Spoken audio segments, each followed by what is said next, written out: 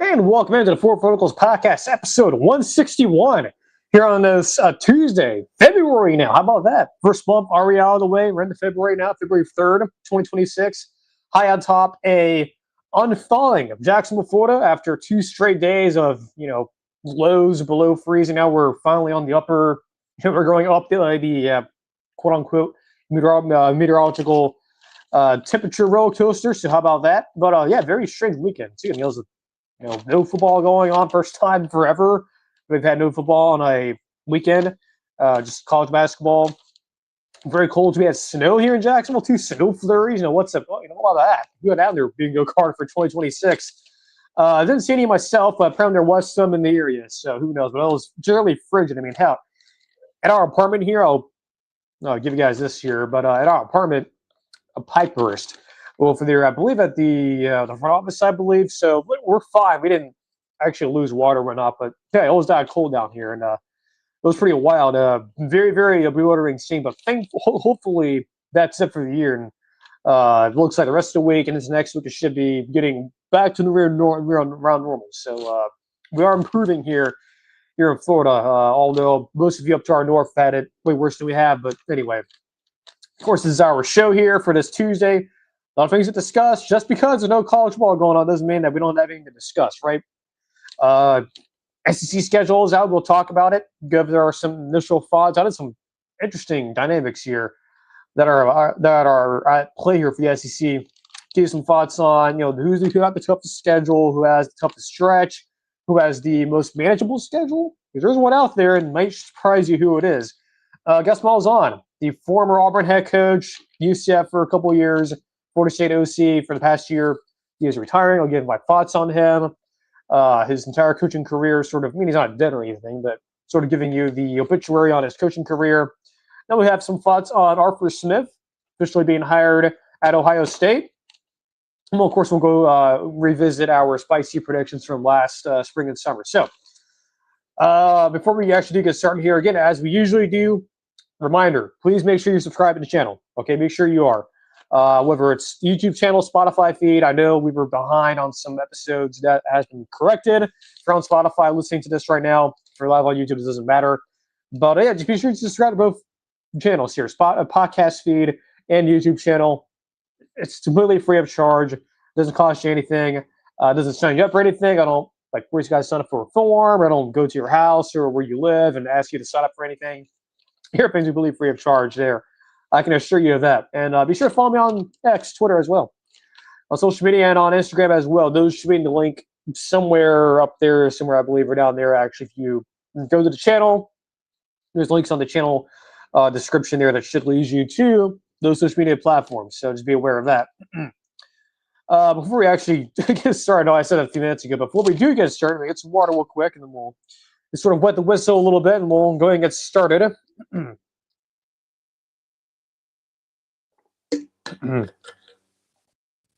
Okay, here's my notes here on the old Google Doc. SEC schedule thoughts. Yes, for 2026. They came out actually about, a month ago or so? Who knows? Actually, there's a bit of a typo on my computer here, but actually doesn't really matter. Just whatever. Anyway, yeah, so the SEC schedule thoughts. So we'll go over, again, the toughest overall schedule, the toughest stretch. Okay, there is a team that does play a pretty decently tough stretch, at least to my opinion. Then we'll go over the most manageable one. But just in general, the schedule. So, of course, the SEC is going to 9 conference games. That is confirmed. That is a thing. That was, of course, confirmed last year. Now we're seeing it now on an actual grid, if you will, schedule grid. But I want to say this, though, well, I think a lot of folks wanted the SEC to do this, especially folks in Big Ten country have wanted them to do this for a while because for a long time, the SEC was one of the old holdouts of, hey, you guys can do, 9+ conference games. We'll sit back and do 8 while you guys suffer. But then last year, that all changed, right? They decided, hey, we're going to 9 conference games starting in 2026. The reason why they did that, and I think a lot of folks sort of forget about this, is that the SEC only did that because there were strong rumors and some inkling that the college football playoff was going to expand on 12 teams. That was why they did that, to prepare themselves for that. To, strengthen their resume and whatnot, yada, yada, yada, SEC propaganda, right? Well, the sort of, I guess, spoke in the sort of wrench in the bicycle spokes, if you will, is that the college football playoff did not expand. It's still staying at 12, and now the SEC has this nine-game schedule in their hands now. And by the way, not to mention too, there's only one bye this year, so you're playing on top of 9 conference games, and along with your other power P4 team. You also only have one bye this year, so good luck. So let's go over here to the toughest schedule. It's Oklahoma. That's the toughest schedule in the SEC. If you need a reminder who they are playing, I'll find them here on my schedule grid. So they play in the non-con Michigan on the road. Then they have, after that, so they have their non-conference games. Doesn't matter. Again, it's only 3 now instead of what it used to be before. It's only 3. So they get your, let's see here. They have actually no FCS team. That's interesting. So no FCS teams. They have 2 G5s. They get Michigan on the road, Georgia on the road, Texas and Dallas. And then they have Florida, Ole Miss, Texas A&M, and Missouri, and South Carolina. That's tough. That is objectively tough. I mean, you have Michigan on top of that. Then you have your first 2 SEC games, Georgia and Texas. That is, you look at that. That is tough to swallow if you're an OU fan. But, as Bud Elliott says, take the checks, take the losses, right? Someone's got to take the losses somehow. I'm not saying it's going to be Oklahoma exclusively, because I think they're better than that. But, I mean, and you are taking that check, and this is the reward, right? Or actually, it's the reverse. This is the schedule you're going to be given. The reward is you're given that check. So, just, fall in line, if you will, or get within the program. Let's see here. So the toughest stretch, actually not toughest schedule, but the toughest stretch. And this could have easily been the toughest schedule too, but it's Alabama, and it's this stretch in particular. Now their schedule, at least we can get to that beforehand. They play, of course, Florida State in the non-con. They do get Kentucky, Mississippi State, South Carolina, and Vanderbilt. Technically, this should be the 4 easiest teams to play. But, grant you, though, Mississippi State is getting better. South Carolina, we'll see. Vanderbilt, they had the 5-star kid coming in. Probably going to be starting for them. He's still a young kid, so there's that.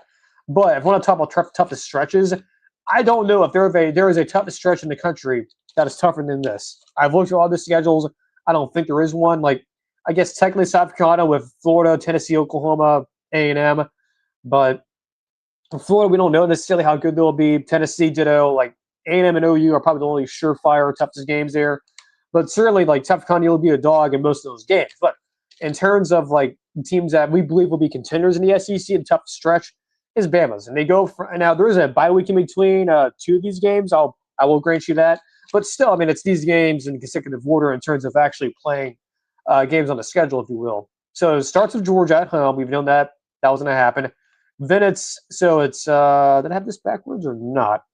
I think that is that backwards? Actually, let me double check here. Is that actually? I forgot to add in a team here. I thought. Actually, let me give me 1 second here.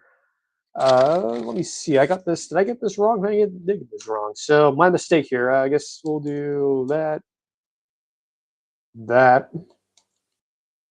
Then that. Is that right? So yeah, that should be right. Okay, my mistake here. So Bama's stretch here. Again, there is a bye week in between them and their game against LSU, A&M and LSU, but it's Tennessee, Georgia, Texas A&M, and LSU. That is a stretch. And most of those games, I believe, so Georgia games at home, Tennessee is on the road. And then I believe I do this correctly. I believe, so Tennessee's on the road, LSU's on the road, Georgia A&M are at home. I would imagine that Bama, again, this is great on uncharted territory here because at least for most of us who were a little bit too young to remember Bama before Saban, at least in between, Saban or the pre-Saban Bama, in the early 2000s, right? So this is uncharted territory in terms of them being, potentially dogs in most of these games. And I think they will. Georgia, probably a small dog. Tennessee, they'll be a small favorite. On the road at home against Texas A&M, probably a pick 'em.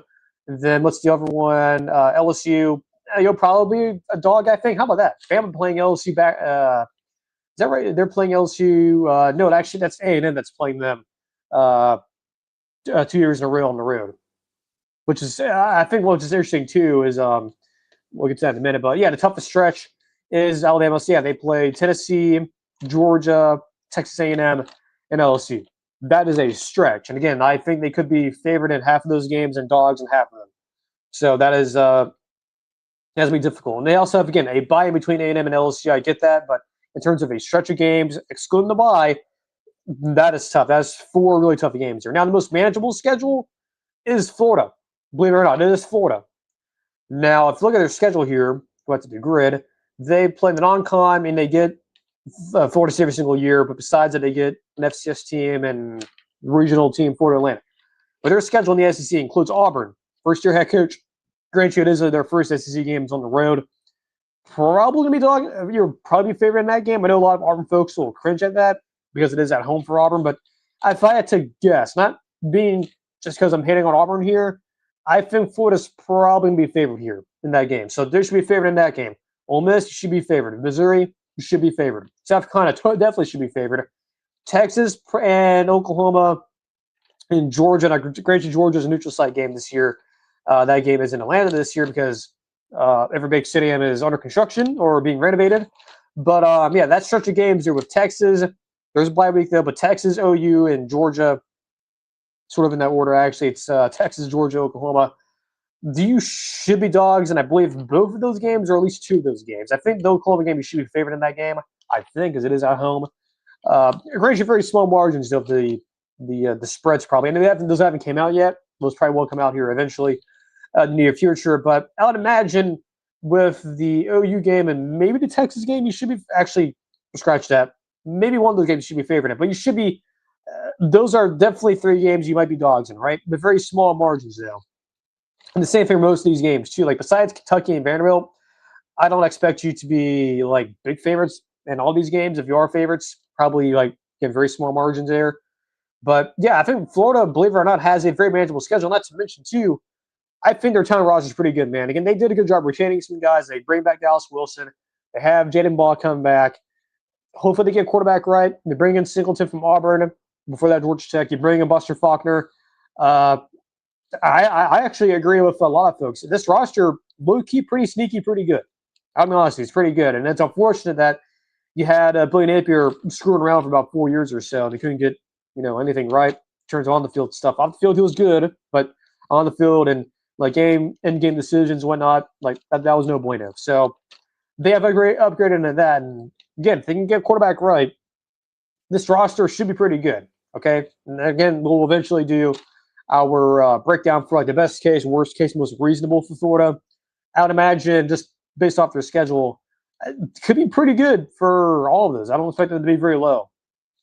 Maybe it's me once again drinking the Florida Kool-Aid, but I'm like legitimately pretty excited about how this could go for UF. So I think they got not the easiest, but they got the most manageable schedule. Now, in terms of any team getting like the shaft, if you will, or the quote-unquote Northwestern treatment, like they did, and trust me, we'll go over that on Thursday. They did not. No school in the SEC, I believe, we got that. Now, again, maybe Alabama, but unlike Northwestern, their bye is not after week 1. Like, it's reasonably and where you would expect a bye to be. So, yeah, no one got the Northwestern shaft. That is good. I think we can all celebrate that to a certain extent. I think if you're an SEC fan, yeah, you should be fairly happy no one got the Northwestern treatment. Yeah, we'll go over that on Thursday. That's a whole other, can of worms there of Northwestern and their schedule because, boy, that's a heater in terms of difficulty. That's the toughest schedule in the country for sure. Not to mention bringing in dynamics too. Anything else notable here? I mean, like Auburn's schedule, that one's pretty tough too. Tennessee's schedule, not as bad, good balance. A&M, same thing, balance, not too hard, not too bad.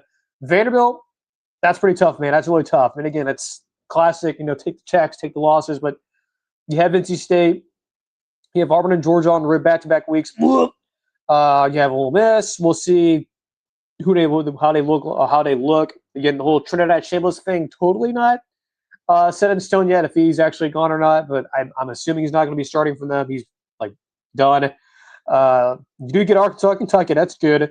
Along with Mississippi State. So there's, 3 potential wins there. And again, you do have NC State, Georgia, Auburn begin the year, Ole Miss, Arkansas, Kentucky.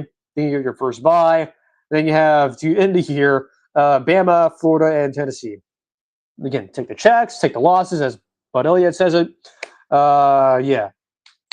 But for the most part, pretty balanced. Again, I don't think anyone got the actual Northwestern treatment here. I guess, like, potentially Bama or Vanderbilt, but I think everyone was fairly treated well. Like, for example, like Arkansas, who traditionally does get, the Northwestern style shaft. And their schedule's tough too, so that's another one I could put on here. Like, they go to Utah, so prayers for Arkansas. Then they get Georgia. So yeah, I guess that stretch there is pretty tough too. But luckily they have, Tulsa in between Georgia and A&M. But that one too is also could have been another candidate for toughest schedule there in the SEC. But again, it's tough, man. I mean, especially when you're Arkansas and you need that money to come in, even though you really spend it for football. But again, take the checks, take the losses. It is what it is. But SEC schedule, getting excited there. Again, a lot of big games too. A lot of market. Again, you have a lot of huge games. I mean, that, for example, Ole Miss, LSU, absolute cinema. Then you have like Auburn, Florida. That's a huge game. Major implications there early in the season. Then you have, like, for example, the return of Auburn versus LSU. That's coming back. So yeah, a lot of potential. And again, for is it LSU? Yeah, LSU is the one that has the weird thing. So they have, so they do get Ole Miss and A&M again, much like last year. But the thing is, though, is that it's literally kind of copying and pasting those two games in terms of the venues that they were at into this year. So you get A&M at home again, and you also go on the road to LSU. Or LSU goes on the road to Ole Miss again. That's two years in a row. Very weird, but because of the whole schedule thing, someone had to get repeats of last year's schedule, and I guess that's one of them, I've noticed. So how about that? SEC schedule. Very interesting, though, that UF has a very manageable schedule and a lot of still really good players on that roster, too. All right, moving right along here. Gus Malzahn, yeah. So, yeah, he retired. Gus Malzahn retired. He is no longer an employed man for the first time in his life since, I don't know, like the 1980s or whatever. Yeah, he retired. The timing of it, I know a lot of folks are sort of confused by the timing. After listening to a lot of Florida State folks, kind of makes sense, right? Given that FSU can save a little bit of money and not have to hire someone who's not on the staff. So that would mean, giving someone a contract and paying them money.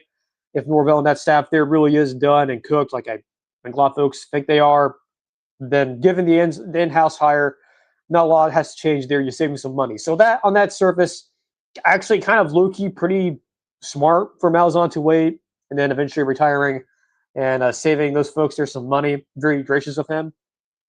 But in terms of his career and how he'll be remembered, I think after Malzahn was fired from Auburn back in 2020, I think a lot of folks think of Malzahn as a failure, right?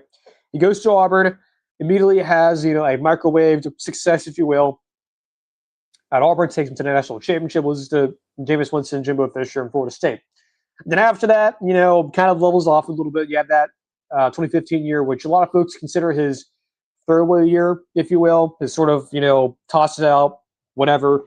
People I think have forgotten about that year a lot, though I think a lot of folks don't forget that Jacksonville State game, the one that almost lost. But yeah, I mean, you had some bumps in the road. You have that year. 2018 was every year. Obviously, 2020 was one too, but he had some good years in between that. 2017, 2019. Malzahn versus Nick Saban at Alabama, 3-5. The only coach in college football to have more. Is that true? More than 2 wins over Nick Saban? How about that? Actually, what is interesting, I believe, out of all the coaches who have wins over Nick Saban, I believe it was him, and I think it was Steve Sarkisian. There were the only two coaches active in college football who had wins over Nick Saban. So that's interesting. I'm pretty sure that is correct. It was Steve Sarkisian and Gus Malzahn, who were coaches, either a coordinator or head coach, that were still around in college football. So obviously, guys like Ed Orgeron, people like him, Gene Chizik, trying to think who else, like Jim Harbaugh, Kevin Sumlin. Yeah, they weren't necessarily coaching anymore, either head coach or assistant. So that's pretty cool that he was still able to hang around as long as he did after the whole Auburn debacle with him. And I'm not going to call the whole Auburn thing a failure. Obviously, looking at it now, Auburn fans probably wish they had him back. At least things were consistent. Yes, I understand recruiting was not going very well. That we can agree with. The recruiting there and getting talent there was pretty bad. I think. Granted, there were some, quote unquote good signings, but they were more or less, public relation BS of, oh, hey, we got this 5-star guy, but it turns out he had some either bad character flaws or he just didn't develop very well. You couldn't get quarterback right at Auburn. That is true. Outside of getting someone else's ready-made product and sticking it into the microwave, he didn't necessarily have the quote-unquote ability to bake his own quarterback, right? Like do it from scratch. Like, Jeremy Johnson, Sean White, guys like that, even Bo Nix to an extent, didn't necessarily unlock him, unlike Dan Lanning did with his staff there at Oregon. So that was one of his failures. Now, the thing of Malzahn, I will give him credit for. He had no scandal, like absolutely no scandal whatsoever, like no controversy whatsoever. Now, you had guys who got in trouble and whatnot, like your Duke Williams and other cast of characters there. But besides that, and of course, Sean White had his like cocaine problem or whatever, or drug addiction. Besides all of that, no scandal at all. And that's pretty interesting. That it was, a very clean program, not a whole lot of rot, no necessarily a whole lot of like poor leadership. But yeah, I think Malzahn, in terms of his Auburn thing, yeah, there were some bad moments, but I think a lot of Auburn folks over the years now, given what they have dealt with Brian Harsin and now Hugh Freeze, yeah, kind of wishing they would have kept Gus for a little bit longer. But it is what it is. I'm not necessarily an Auburn fan, but I did sort of grow up around that program a little bit. But in terms of Malzahn as the coach, I mean, I don't hate his offense. I think his offense is fine, and it's fine in terms of the way he sort of, implemented the whole read option, triple option type thing, the spread option thing, heavily emphasize a running quarterback, which I do like. Though I will say, and I think a lot of folks will agree with this too, his offense very basic. If you have seen it along, if you've been around the game for a while, especially if you're like a Brent Venables type coach or like Will Muschamp type, who is, by the way, back at Texas now as the DC, Malzahn's offense. You have seen it before. You know a lot about it. Nothing he pulls out doesn't surprise you, right? His passing game, in particular, very basic, very generic. Nothing really over, anything special. It's pretty generic. But yeah, his running game stuff, very revolutionary to a certain extent. Even actually, I think sort of either is similar to or even inspired some of the veer and shoot stuff, especially with the running game aspect of it. I think it was a part of that. Malzahn was, but yeah, his contributions to getting the spread offense going, emphasizing running quarterback, him and Urban Meyer and Dan Mullen. Yeah, I think he definitely revolutionized the game in that aspect. And I'll give him credit for that. But never met him before. I don't know if I told the story before, but I have, let's just say, family members who live around the Auburn area, right? And we went. This is back in 4th of July, right? So we went out to Lake Martin, which is not far from Auburn, and you go out there on the lake. I think it's the day after 4th of July, hanging out and whatnot. And actually, as someone pointed out, Malzahn had his house there. He still goes there. And in fact, on my last time we were up there, I actually saw him. And about bed shows in the distance, but there he was on his boat going around Lake Martin. How about that? Pretty cool. I've never met him in person before, but I have actually seen him before. Twice, actually. I went to the Outback Bowl, actually, back in, 2015, when Auburn faced off Melvin Gordon. By the way, it's your first time going to Raymond James Stadium. So, yeah, I've seen him there, and then I saw him at Lake Martin this past summer. Not close up, but in the distance, so that's pretty cool. But yeah, Malzahn officially retired. Who knows? Maybe we'll see him again if I go up there, up to that part of the state of Alabama, potentially this summer. Maybe we'll see him again because he'll have his time. He'll have some free time. I don't know if he, still goes there anymore, but he at least still was there this past summer. But anyway, Malzahn retired again from Florida State. Probably a good thing he waited this long and they can promote from within. Now, again, his history as a coach, I think a lot of folks will appreciate it. I think a little bit more now than they did maybe a few years ago, especially Auburn fans. But in terms of Florida State, they are promoting within. But the thinking is that Mike Norvell will be calling the plays again. So you'll be seeing Norvell take over. Last time you saw that, they went 2-10. Now, the year before that, they did go 13-0 in the regular season. So there is that, before the bowl game. So there is that. Very wide-ranging sample sizes there in the past couple of years. So, yeah, Norvell calling the plays again. it is interesting. So, actually, I forgot to mention this. I was listening to Cover 3 yesterday. So, Bud mentioned the whole thing about Malzahn leaving. In terms of the financial stuff, makes sense, actually a good thing. Now, in terms of Malzahn's relationship with Norvell, no, I thought it was fine, right? He was, Norvell, I thought at least looked at the Malzahn as a mentor. And that is, I think, true. But according to Bud and some other folks, it got pretty toxic. I don't know, like, what necessarily happened there. He didn't get into details. I don't know if those will ever come out. But yeah, apparently it was not very friendly. Uh, got a notification there on my computer. I just saw that pop up. But yeah, apparently, yeah, the Norvell Malzahn thing, it did not end very well, which is very interesting. I thought those two were pretty close, but yeah, I guess I don't know what happened, but I would imagine it was not a very friendly parting of ways there. According to Bud and some other folks who cover Florida State, again, that's what they said. I'm not necessarily reporting that. I'm just saying that that's what I heard from watching Cover 3 yesterday. So I don't know, but besides all that, yeah. So they will have Norvell as the play caller. I'm assuming, much like Bud on his show yesterday on Cover 3, that because they brought in Ashton Daniels and because most of the personnel there is the Malzahn personnel, or at the very least, the ingredients you need to run that stuff. I'm assuming that Norvell is not going to run his stuff in terms of the classical Norvell. Now, granted, his stuff's not too far away from Malzahn's stuff, but is a little more different. I would imagine it to be the same. I would assume it will not change that much.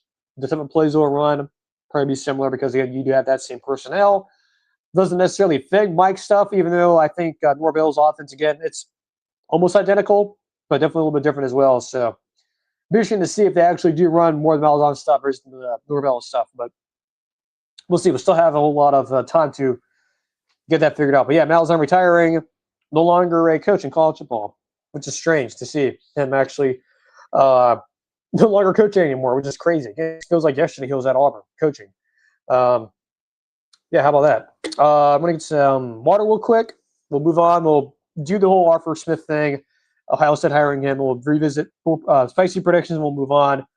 And in the show, well, not like in the show in terms of we're not doing it anymore, but like we'll wrap up the show. Actually, before I do that, I forgot to add something on here to the notes here, so stand by.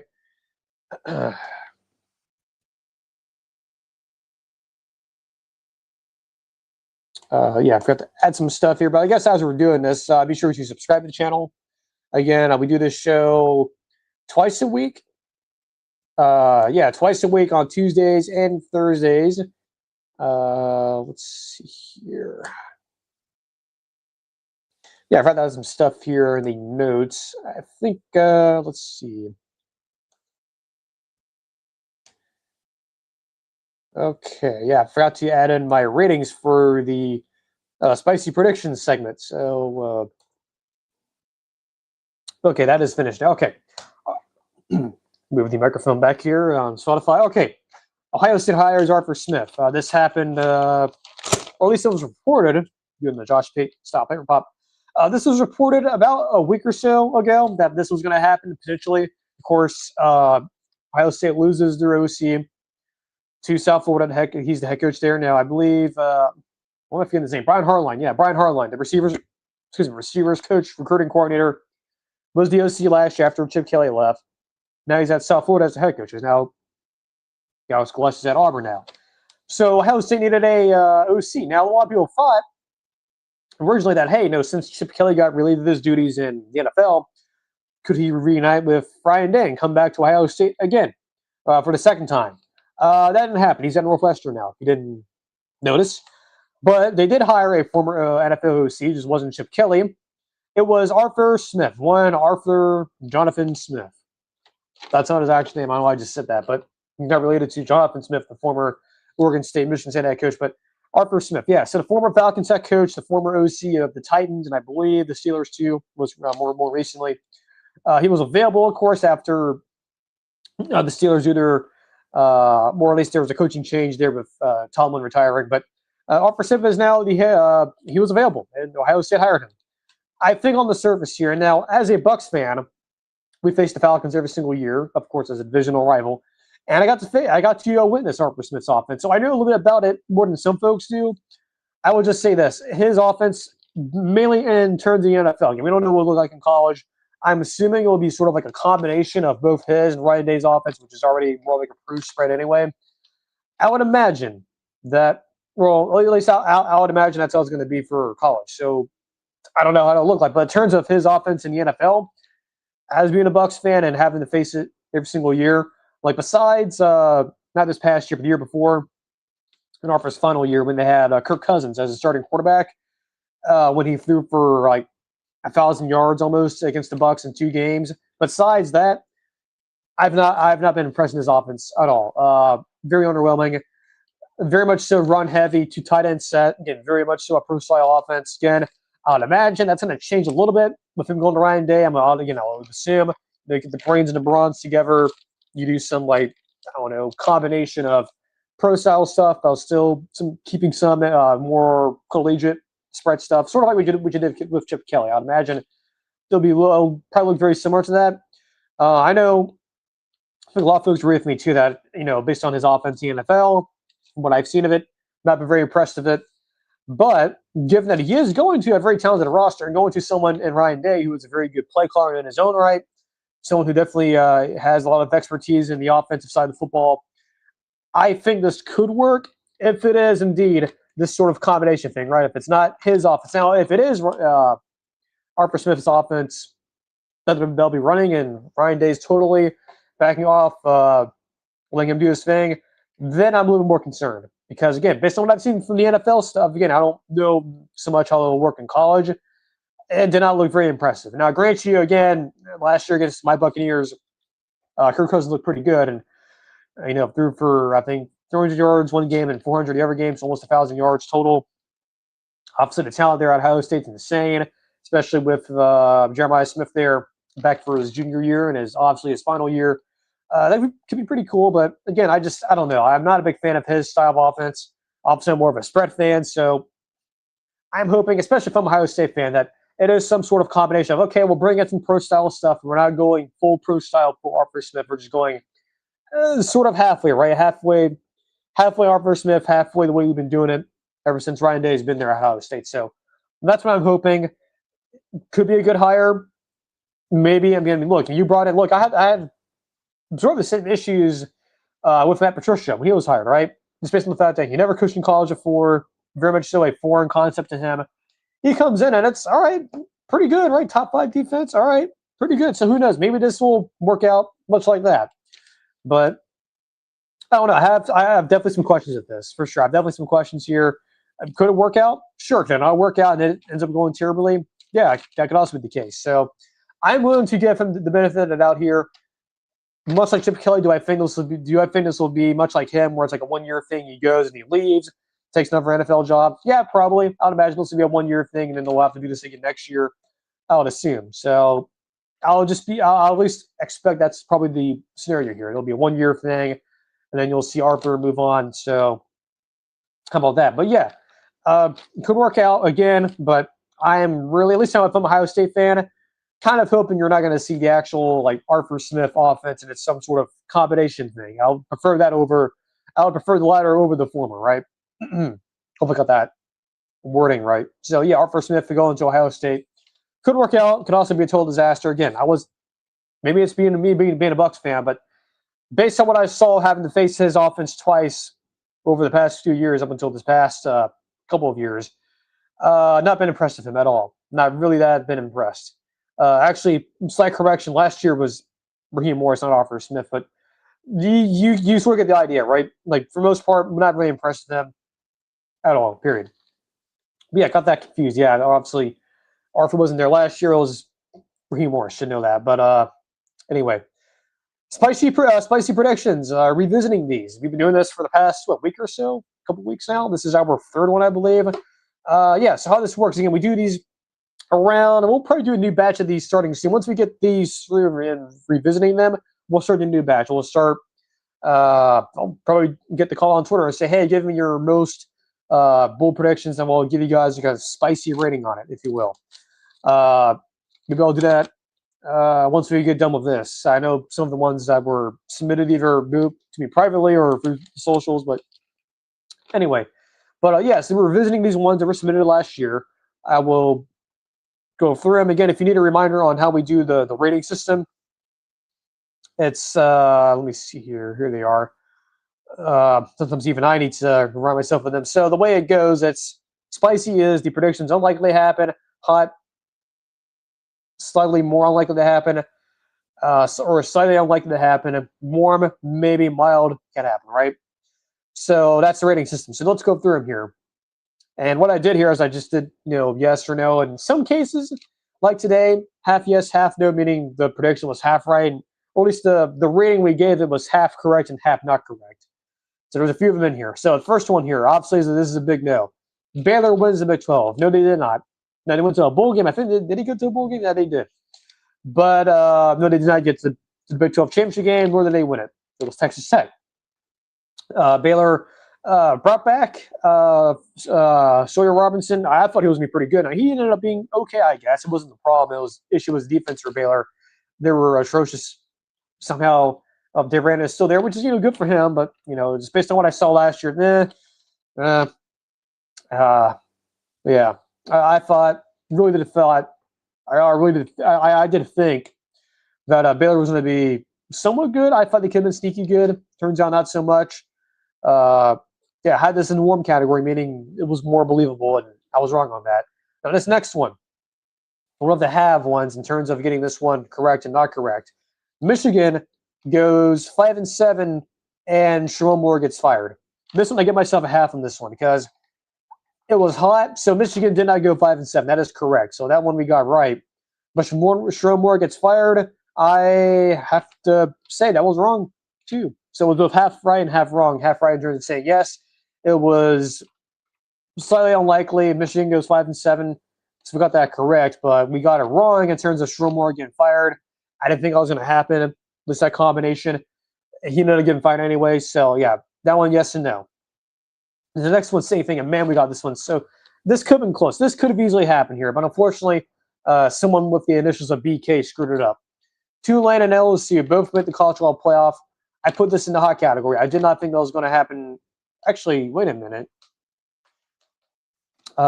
Actually, we got this one right. So excuse me on that. Actually, you know what? Scratch that. Credit to someone with the initials of BK. Save me for getting this one right. We got this one correct. So yes, this actually happened. That or at least yes, we got this one correct. That Tulane and LSU both made the college football playoff. We thought that was not going to happen. That is correct. One of them did make it. It wasn't LSU. It was Tulane. So correction on that. Credit to BK for getting for screwing over LSU, I guess, and making them miss the playoffs. There's the next one here. We got this one also correct. Iowa has the top 5 offense in the Big 10. That was hot. Gave some possibilities here, especially with what was it, Gradowski, I believe, the transfer from South Dakota State. Could have been interesting to see. More of a dual threat guy, different from what Kirk fans and company usually have on the offensive side of the football, turns out the quarterback. I was wrong on that. That was, yeah, that offense was still pretty bad. I know a lot of folks I know personally about that style of football. I cannot support that. That is totally, really gross. So yeah, that one we got that one right. This next one though, yeah, we got this one right as well. Could have happened, but it did not. Cam Coleman, Ryan Williams, and Jeremiah Smith each reached 1,000 yards. That was submitted to us last year. We put that in the hot category. I kind of feel like at least one of them or half of this list could have gone to 1,000 yards. Turns out they did not, and not all of them got to 1,000 yards. So that is correct. That is the case there. So we got that one right. That was in the hot category, meaning it was slightly unlikely. So that is, we got that rating correct. This next one, Oklahoma and LSU have interim head coaches when they play each other. That one was in the warm category. I thought that could happen. The both of them could. And that was also a yes. Now, I guess technically yes and no. We got this one right in terms of the rating. Oklahoma kept Brent Venables. He was still there, though LSU did fire BK, Brian Kelly, and they had an interim head coach, Frank Harris. So, half correct, half wrong on that rating there.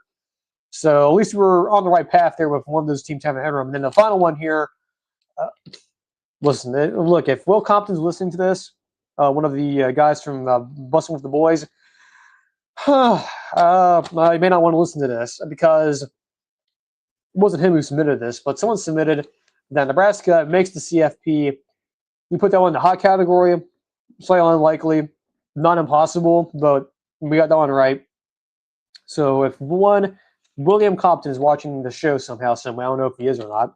Probably not, but if he does someday, if he ends up watching this episode, apologies, because we got this one correct. That Nebraska would not make the playoff. We thought that was pretty unlikely to happen. So maybe this year their fortunes turn around. Who knows? And that's the show. If you may notice on Twitter, I guess since we're this far into the show now, I mean, saw this on Twitter that I quote tweeted about the new Muppets special thing or whatever. It's not really the sports thing like that, but the Muppet Show. Now, look, I didn't grow up in the 70s, but my dad did. So back when I was in my youth, he got us into the Muppets and whatnot.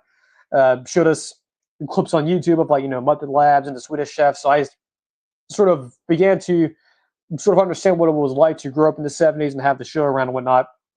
And also, it's a 50-year anniversary. So I was being a fan of the original show, despite the fact that I wasn't around during it. Knowing this was announced, right? This new sort of like standalone, potentially a new series from the Muppet Show and the modern era. Knowing this was coming out, I was both excited and cautious. So kind of lukewarm on it, right? Because I didn't know, was it going to be complete trash? Was it going to be really, really, really good? So, it comes out tomorrow, I believe. So it's on Disney Plus and it's also on ABC. So it'll air like a normal show. I think it's going to premiere at 8 o'clock, I believe. So it's like an hour, I believe, from 8 to 9. So I'll be there watching it regardless. But I was concerned it was going to get like crap reviews. So according to Rotten Tomatoes, I have it pulled up here in my tweet. I just can't see it. But so far, this is from Discussing Film. It has 100% on Rotten Tomatoes. So golf clap for the folks over there at Muppet Studios and Disney. Again, as someone who, again, did not grow up with the show, but I started, look, I was hooked onto it. My dad showed us the clips on YouTube to where we actually bought the first season on DVD. So, I mean, I have some memories watching the show when I was a kid, even though it wasn't around during the original airing. So anyway, as someone who's a fan of the OG show, it brings me joy to see that 100% now on Rotten Tomatoes. And of course, it'll fluctuate like most films and TV shows do. So probably, I would imagine, end up at the 80, between 85 and 95 probably. It's not for everyone. It's puppets, but, it's not necessarily like a kid's show like the original show was. It's kind of more adult themed. Of course, the guest star is Sabrina Carpenter. I have no idea who she is. I know the name. I know she's a music artist. That's it. I've never listened to any of her stuff. I don't think I'm in that demographic. It's not like an old man, but yeah, besides the name, I don't know much about her. So cool. Kind of like how I didn't know most of the folks who were guest stars back in the 70s. So when I watched the original show, back when I was a kid on DVD. So much, keeping it tradition. I have no idea who this person is besides the name. So, I mean, hey, look, it has 100%. Cool. I'll check it out tomorrow. I'll be among, I don't know, the thousands watching this tomorrow. Hopefully it's any good. I'm hoping it actually is. Lives up to the 100% on Rotten Tomatoes. Let me check actually if it's changed or not. Maybe it has a little bit. We'll see here. Let me go back to the actual page and refresh. Yeah, it's still 100%. So, hey, good. Hopefully it's actually that good. So I am hoping and praying, or, not literally hoping and praying, but I'm just hoping it is actually that good, because it'll be kind of disappointing if, it's actually complete garbage. But it doesn't sound like it. I think a lot of folks who have seen it, in advance, have liked it and have enjoyed it. So that is good. So I'm very happy that is the case here. So I guess we'll do a extra pod on Thursday, or not Thursday, on Friday. I think that's the plan here for tomorrow, Friday. We'll see. If we do it Friday, then I'll give you guys my thoughts on it. So, yeah. And of course, if you guys don't know, the extra pod is where most of our non-sports stuff is. And we'll still do non-sports stuff like this, towards the end, or there's any big Marvel news or Star Wars news, which is really big news. We'll put it towards the end of the show. But after the new year, we sort of did this new restructuring to where the extra pod is where we'll talk about the non-football stuff and Buccaneer stuff for the most part. But we'll still bring it in once in a while. But yeah, so I'll watch that tomorrow. Like I said on Twitter, I was like, yeah, I guess I'll check this out tomorrow. Hopefully it's as good as the OG one. But yeah, so until Thursday, again, we're end the show. So again, make sure to subscribe to the channel, like the streams, videos when we do them. Usual crap we say at the end of the shows. Again, subscribing to the channel helps us out. We're not the best show, but we're one of the newer shows out there in terms of college football. So again, like I was about to say, until Thursday, enjoy the rest of your Tuesday, Wednesday, and yeah, we'll see you guys on the next stream.